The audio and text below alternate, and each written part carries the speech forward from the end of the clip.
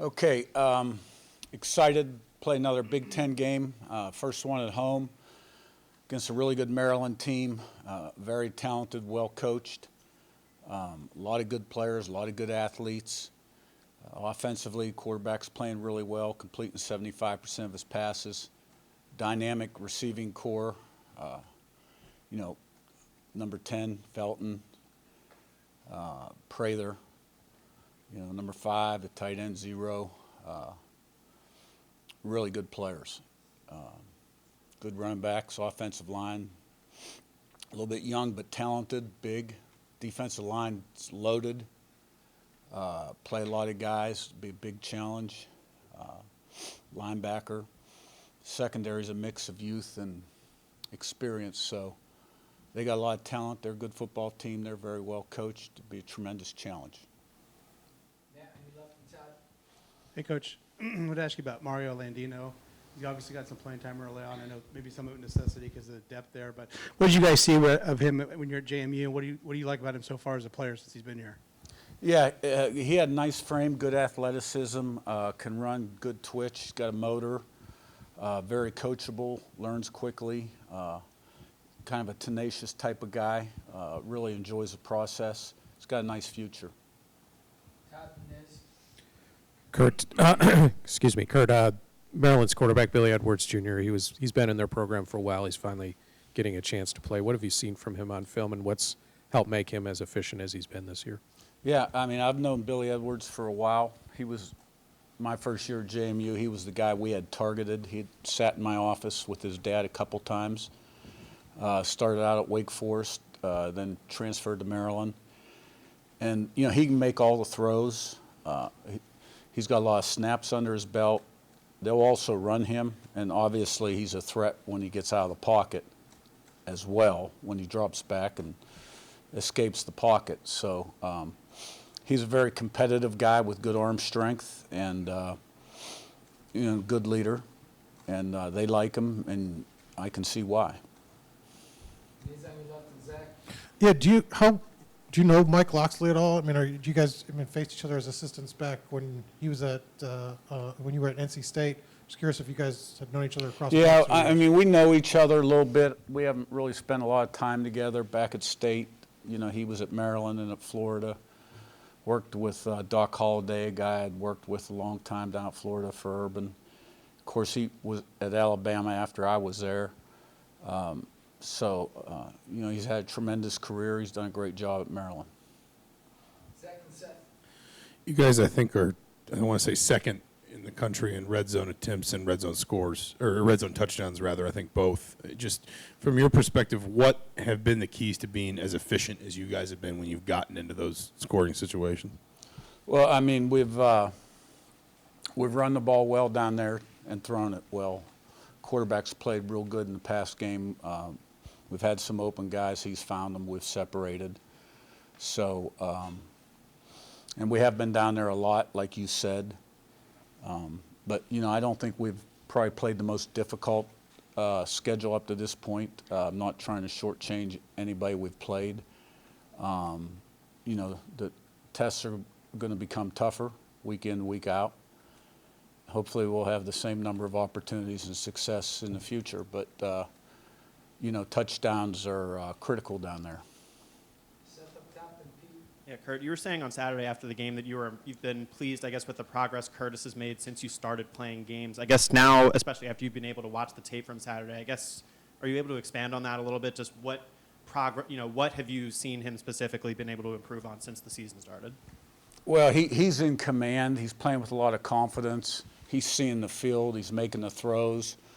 When the pattern breaks down, he's running for yards, touchdowns, first downs. The guys have a lot of confidence in him. You can really see it all coming together. And I thought as the game went on, he really was sharp. We scored 35 straight points.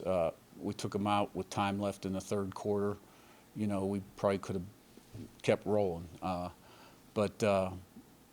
He's playing very well right now. Pete and Joe. Curt, excuse me. When you face an offense that has this much firepower, do you find that maybe you spend a little more time with the defense in terms of, preparations than maybe you normally would? Yeah, I always watch all three phases. I've watched all of Maryland's games, obviously put a lot of time in the off season into Maryland.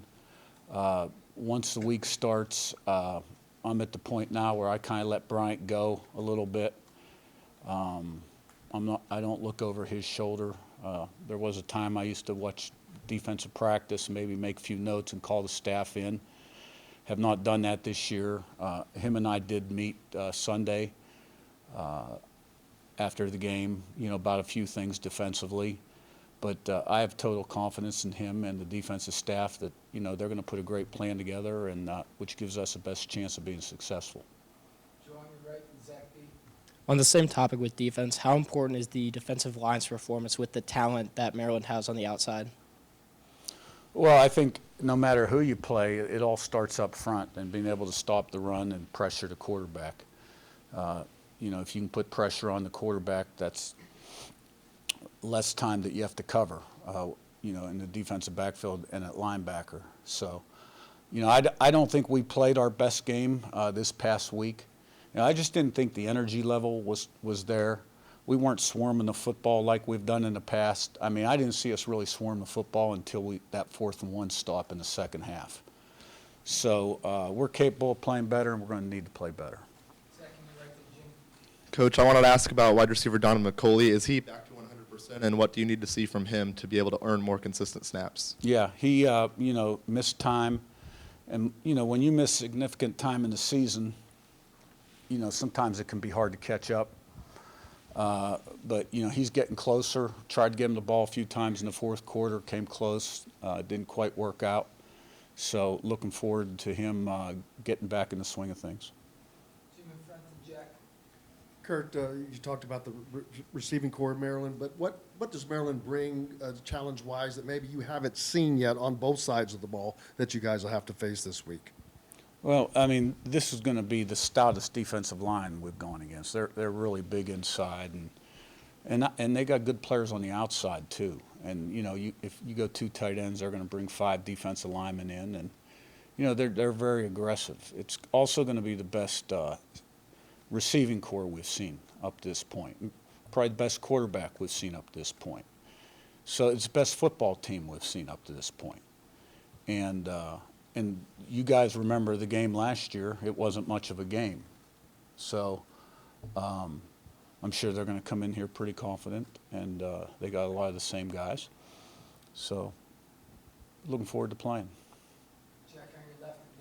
Yeah, what are some ways you've seen the offensive line kind of progress from the start of the season, and then kind of with that, I know like Tyler Stevens has kind of been in some heavier packages the last few weeks. What do you kind of envision for his role with that group? Well, I think we've done a lot better job protecting the quarterback since the opening game, and which has been a key to the passing game. And I think those guys are really playing well. They're tough, hard-nosed guys. Tyler Stevens, we had to bump him out, get some tight end reps because of James Bomba's injury. So we'll see how it shakes out this week, and we got to keep progressing and getting better. I want to say you all as a staff have started 4-0 the last 4 or so years. When you're in that process of trying to maintain that energy, maintain that momentum, what have you maybe learned about the keys within that? Well, we're used to being successful, this staff that I brought, and the players that are here. And, when you win, it's about maintaining your edge and avoiding complacency and not having the warm fuzzies and, not taking the rat poison, right?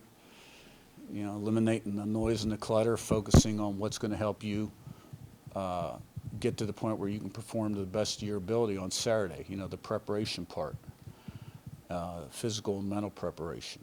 So we have a mature team. I'm confident that those guys will be on point this week in practice and that we'll have a good week.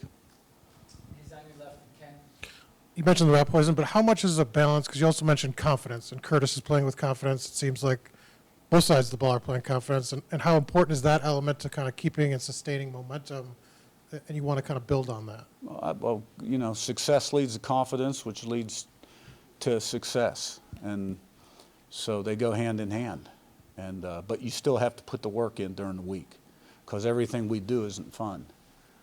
You got to pay the price in terms of your commitment level.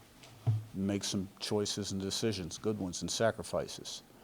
So, but, you know, we should be a confident football team right now, but we got to put the work in.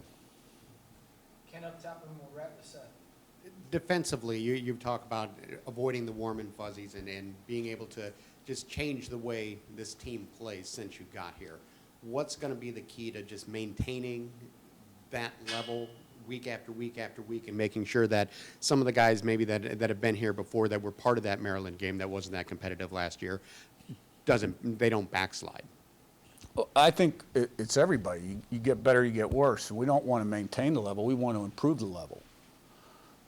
In everything we're doing, we want to improve. And because nobody is in a position in college football where they afford to go backwards.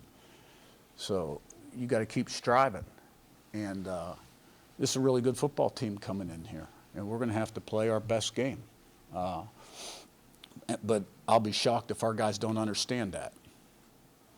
Seth, last one up top. Yeah, Curt, you were already without McCormick, and then you had Quintero limp off during the game on Saturday. I guess, are there updates on either of them, and how do you feel like Quinn Warren handled the kickoff duties the rest of the way? I thought he did a really good job. He's done a nice job in practice. You know, he's taken advantage of his opportunity. And those other guys are sort of day-to-day, week-to-week, and we'll see what happens this week. All right, thanks, Coach. Thank you.